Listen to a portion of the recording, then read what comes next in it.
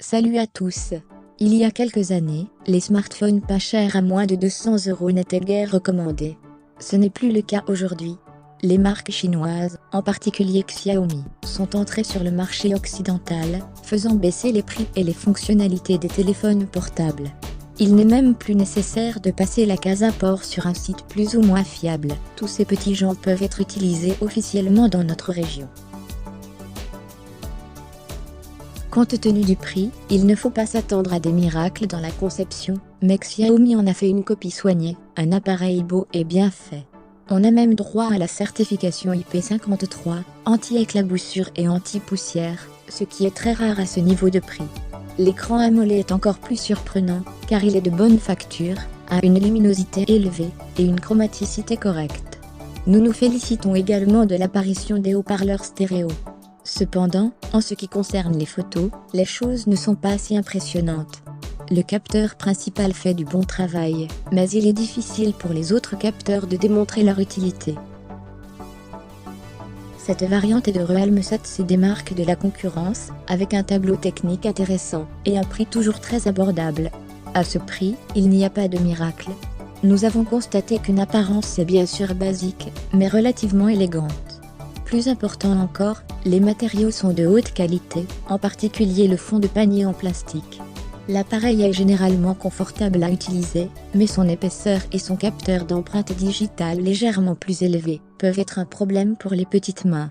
L'écran LCD est très classique, haute définition plus résolution, luminosité moyenne. Côté processeur, on retrouve un MediaTek Helio G85, accompagné de 4 Go de RAM. Parlons-en tout de suite, l'utilisation fluide du téléphone suffit, mais elle montre les limites de la lecture. Il n'est donc même pas possible d'installer Fortnite. En revanche, il compense cela par l'incroyable autonomie atteinte, par sa batterie de 6000 mAh. Recharge pendant plus de 3 jours, sans souci.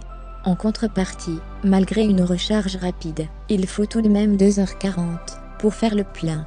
Au final, le module photo produit des résultats précis à ce prix.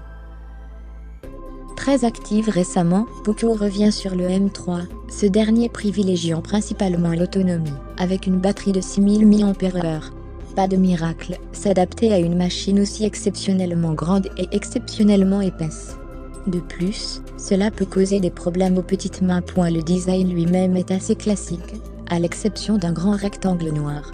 L'écran est de qualité très moyenne, notamment au niveau de sa luminosité. Cependant, il est toujours pleinement fonctionnel. Le SoC Snapdragon 662 embarqué offre peu de performances précises sans trop en demander. En plus de l'énorme batterie, la puce à faible consommation permet au téléphone de passer 2 jours d'utilisation sans aucun problème. En retour, le temps de ravitaillement prendra 3 heures, même avec une charge rapide. À ce prix, nous n'attendons pas grand-chose de la Photo 3, et ne sommes pas surpris que les résultats soient réalisables. Lorsque les conditions d'éclairage sont bonnes, la photo est précise, mais la qualité baisse rapidement. Merci d'avoir visionné cette vidéo. Jusqu'à la fin, n'oubliez pas de vous abonner et d'activer la cloche de notification.